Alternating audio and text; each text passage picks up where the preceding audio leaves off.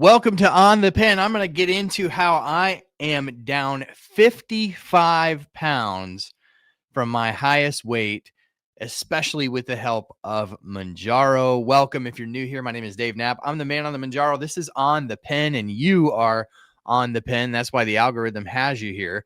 On the Pen is a obesity medicine news platform. So we bring you all the news in obesity medicine that empowers you to have more competent and confident conversations with your doctor. We've been doing it for a couple of years now. I've been on Mounjaro for around 3 years, right? And I had started Mounjaro at about 312 pounds as a type 2 diabetic. And Mounjaro, within about 4 months, I was on the 15 milligram, which is a really fast climb. But if you understand anything about the Mounjaro climate back then, they were basically giving it away to everyone. $25 savings card, anyone could use it. You didn't have to have diabetes. It was a way to get people hooked on Mounjaro, and it did, right? And then they yanked it away. That's part of why we started creating content about news around these medications, because it became very apparent that in order for people to have competent and confident conversations with their doctor when it came to treatment, they had to know what was going on in the world. And so we helped you to make sense of all that. And since then, we've become the internet's most trusted source for patient-centered obesity medicine news, including being featured in organizations like Bloomberg, Yahoo Finance, Seeking Alpha, basically any of the large publications that cover health. At some point, we've been covered. Forbes was another one that has covered the work that we do here. But I digress. I share less about my own personal journey because it hasn't been that exciting to share. There's a lot of videos out there about people who have really done this thing well.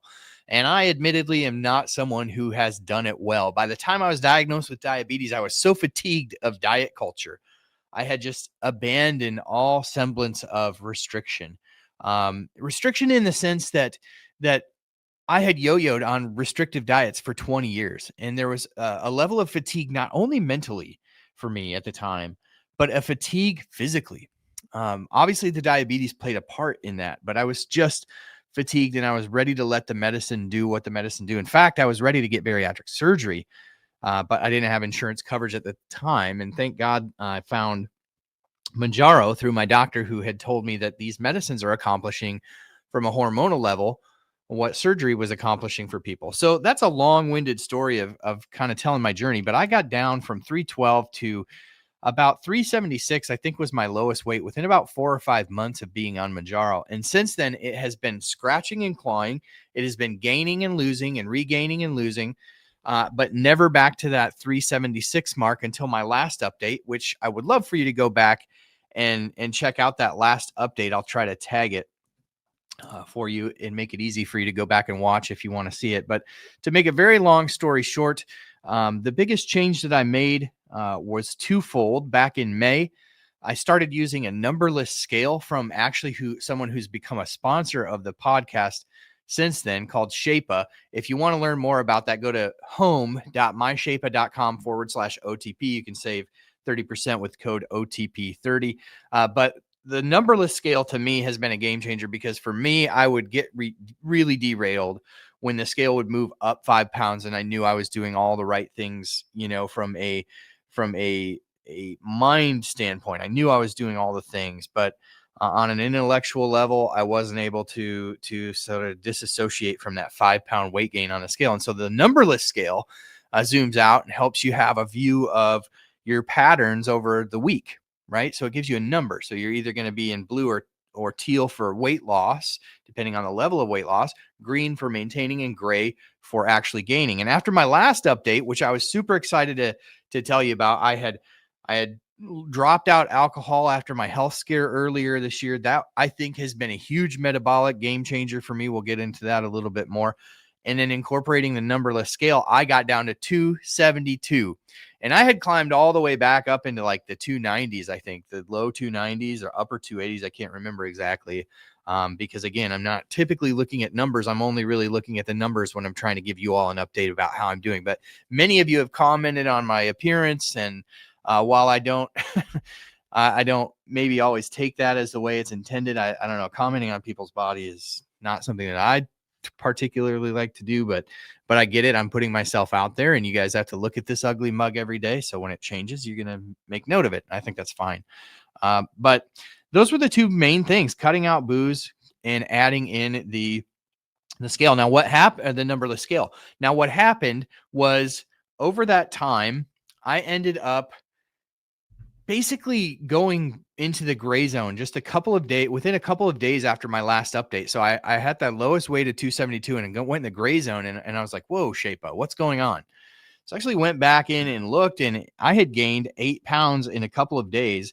And the interesting thing on that is that I hadn't changed a thing. It's just those are how wild my fluctuations can be, and why the numberless scale is so important to me. So I didn't really check into the numbers until I wanted to know what's going on. So in my mind, I just set out to let's get out of the gray zone. Within a couple days, I was out of that gray gaining zone and it back into the maintaining zone, but it was in that mid to upper 270s, and I really camped out there for quite a while. You can kind of see here. I'm trying to kind of point to where it was kind of stagnant, right? And so I was looking at, okay, what are the things that I'm doing? Because, again, I don't really get into restriction. Restriction for me is my brain is so. I sat down with a dietitian yesterday. I'm going to air this interview here in a couple of days, but really great conversation about how the diet culture really wired my mind inappropriately towards food, similarly to the way that my mind was wired, and Shape-O has helped me unwire it from an unhealthy relationship with the scale. So like, I'm just a mess mentally. Let's just be honest. I think many of us who struggle with the disease of obesity are. It's just one of those things where it's such a multifactorial disease and it affects us in every way. That's why I don't like to give advice about here's what I'm doing, and it's the only way to do it, because I haven't figured this out. And even people who have figured it out think that they have become experts in how to get you to your lowest weight. In reality, people who have achieved that level of success for themselves have become experts in themselves. But disease is a chronic, multifactorial disease, and not everyone who experiences it the same way. In fact, I would say everybody sort of experiences obesity uniquely. And so, yes, pull in a team of professionals, but you need a dietitian, you need a mental health coach, you need a doctor, you need a team, a care team wrapped around you, because each one of these is going to bring a level of expertise to this multifactorial disease. But I'll get off my high horse. So what did I do to get over the hump? Well, I knew that ultimately at the end of the day, I needed to probably just reduce my caloric intake. And at the end of the day, I've been on Mounjaro for 3 years. So the Mounjaro doesn't do a whole lot for me in terms of, adding a lot of appetite suppression. I do get it for maybe a couple of days, but then it quickly goes away. And so you may remember from a previous update, I had been using Can't Wait. So I incorporated this back in. Now, for those of you who maybe missed that update, which was from like well over a year ago, it helped me get over the hump before, but I hadn't had this big lifestyle change of removing alcohol. So I thought, I'm going to slowly, I really got rid of most of the supplements that I was using back when I had a health scare, because I was super afraid that, maybe it was supplements that I was using. And I was using a lot of different supplements, from, multivitamins to these over-the-counter peptides. And ultimately, I decided to get back on two things from Integrated Peptides. That's the Can't Wait, and that is their daily gut feeling, which is now in these little sackets that you can do for travel. I'm going to be traveling. We'll talk about that a little bit later too. But these are the two things that I've been using. If you want to try them out yourself, I would recommend checking out the video that I did on Can't Wait, because I kind of go into the science behind it. But there's a peptide in here called DNF10. And there's a couple other things in there, Garcinia cambogia, as well. But the DNF10 is actually something that is going to be a peptide that they have done some studies on that show that it impacts your levels of leptin and ghrelin. Now, these are the hormones that are responsible for hunger, ghrelin, and leptin for satiation. And the peptide in this actually works on those two hormones. It's been shown in studies to work on those two hormones. Now, what I like about this from Integrated Peptides, because you're going to find it DNF10, if you just look it on Amazon, is that the amount in here is 500 milligrams per serving. So there's a lot more. If you notice, these are a little bit more expensive than the other ones on the market. It's because there's more of that active ingredient. What I do for me, and you're going to have to talk to your doctor about what to do for you, because I'm not a medical professional any more than I am a lawyer or anything else. I'm just a pretendocrinologist here online. But I use this Can't Wait. I take it once in the morning on an empty stomach, 2 of them on an empty stomach. And this has been a game changer for appetite suppression. It really does for me add a level of appetite suppression. And I think about 80 to 90% of people who have gone to the integrated peptides, which is linked in the description or in my link tree, you can go to otplinks.com. This is over the counter peptides. This one for me, and about 80 to 90%, I'd say, of the people who go use them say this was a game changer for me in terms of appetite suppression. So this actually works for me, but it is a over-the-counter supplement. You just want to make sure that you talk to your doctor before you start anything at all. But for me, the only thing I notice when I take it is an increased level of appetite suppression. It's been a great stack, and I'm so glad that I decided to incorporate this back in. You can use code OTP10. It's going to save you 10% on that. Check it out in my link tree. They are a sponsor of this podcast, and it's a great and easy way to support what we do. Now, I know that even $80 a month, some of you are paying $500 or $600 a month for your medication. I do want to offer, I have 3 bottles that I've got here for anyone who wants to try it, who does not have the money to try it, but you want to give it a try. I got 3 bottles here. The first 3 to send me an email at davidonthepen.com. I'll be happy to, at my cost, send these to you so that you can try it out if it's helpful. I'll even throw in a couple. I've got a couple of these.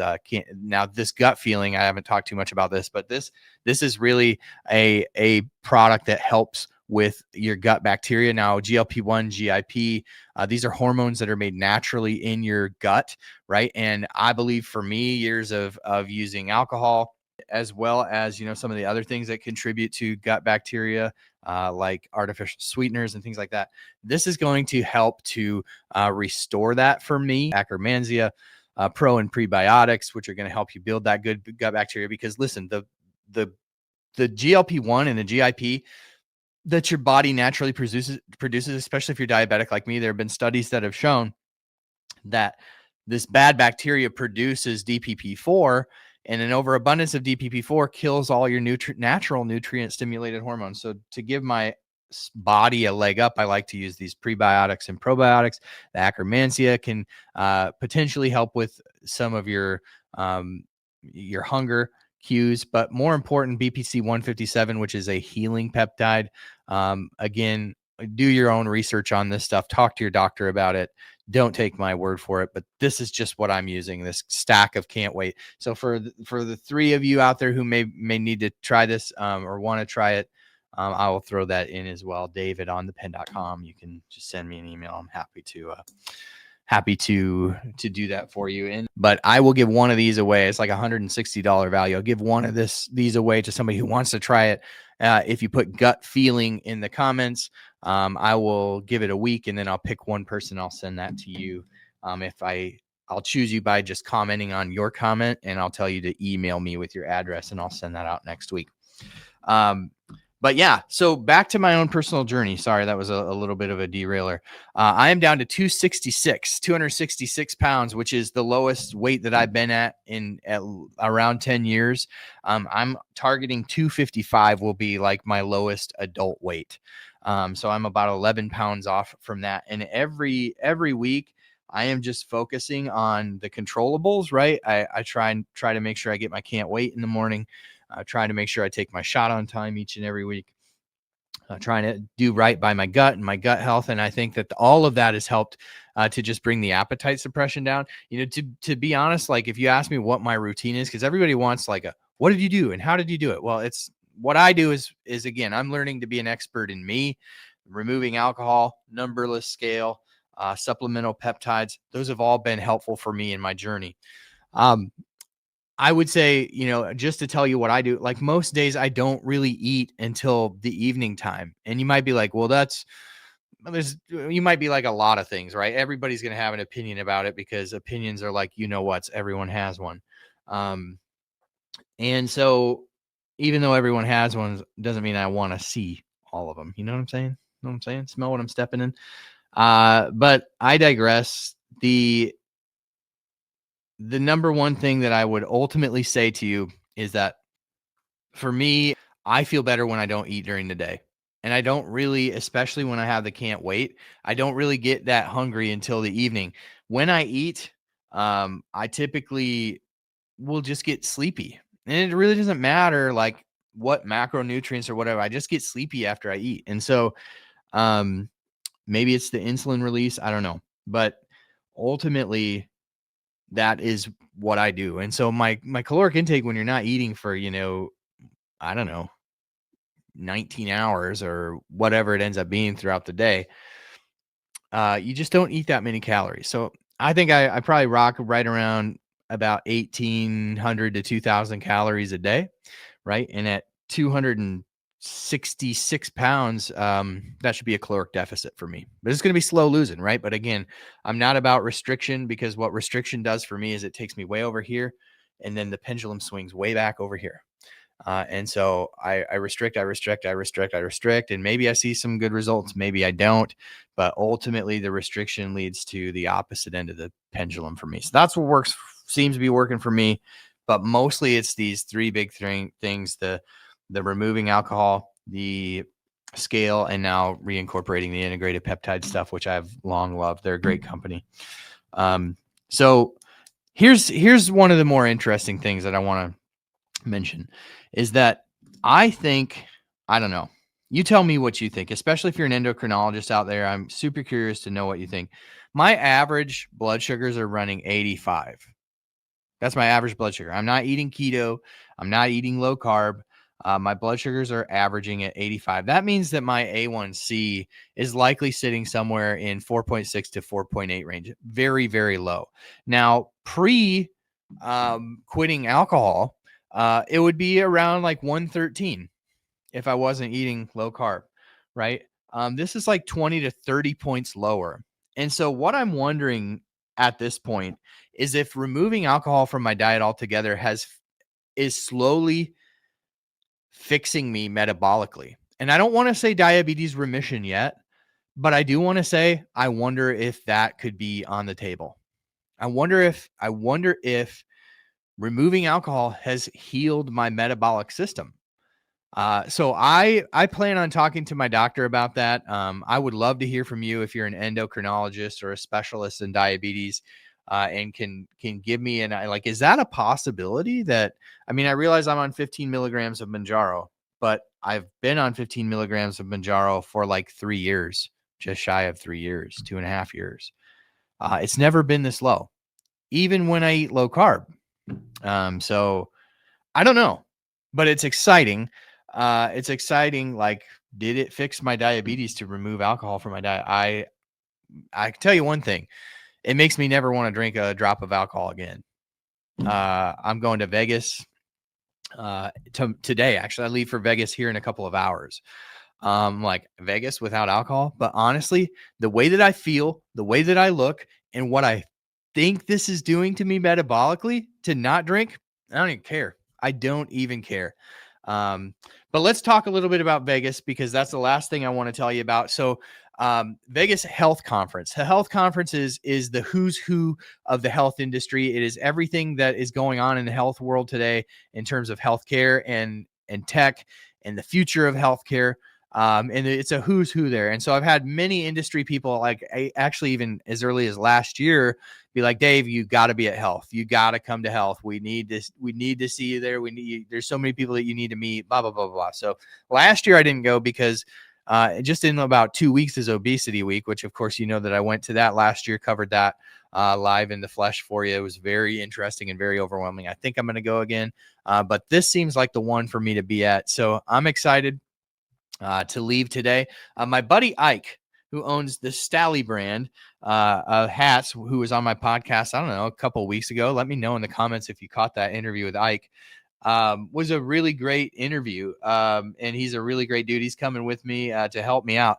But I'm really excited about the fact that I got these first person meta glasses. So I'm going to show you a picture. Like, I've been looking at buildings because I'm renting this studio, and I think I'd love to just have a studio that could be my own, right? Instead of wasting money on rent. But anyways, long story short, Something that can be converted to office. You know, these walls aren't walk, super structural, so if you wanted, walking through health and do you interviews. know, a window I'm going to looking bring out you into interviews like every the night. space out here in the I don't factory. know. I don't know. Maybe I'll do it all at the end. I don't know. It just depends on how the show works out, right? The show's going to be a lot of work, but I'll try not to Blair Witch you This with it all. I'll try wall, to hold still when I do interviews, but I'm really excited about the meta glasses to bring you some interviews with people. There's like really exciting people speaking at this thing. Dr. Oz is going to be speaking there, who is the head of, what is he, head of Medicare and Medicaid services, I think, which is going to be exciting. Mark Cuban, who is the founder of Cost Plus Drugs. So trying to find a way around the PBM system in the United States, big deal. Trying to get the cubes on the podcast here. Tag him, send this to him, share this with him, whatever you got to do. But I have had some correspondence with him, so we're getting closer. But yeah, Cost Plus Drugs, Mark Cuban will be there. A lot of the folks that we do business with here at On the Pen are like Shed. I don't know if you guys caught this, but I'm working with Shed now. Shed is a provider of telehealth services. They have coaching. They have additional support services for peptides. If you're into that, like so many people in the On the Pen community, like are at the point where they're maintaining and they want to microdose, or even some people who don't have obesity who are looking at that. There's others who are looking at the potential of other peptide therapies to help them out. So I wanted to partner with somebody who also offered some of those services. So we're partnering with Shed. You can check them out in my link tree below. Code OTP25 is going to save you 25%. They don't have a platform fee if you're using compounded medication, but shout out to Shed.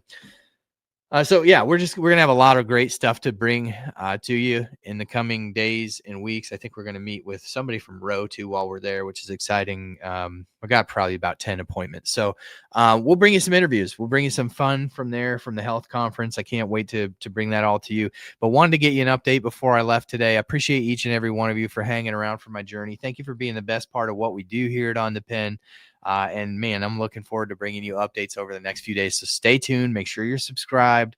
We're going to do probably a lot of short videos too as we travel. Should be fun, Ike and I. So looking forward to bringing you content. Thanks for hanging out with me, and we'll check you on the next one.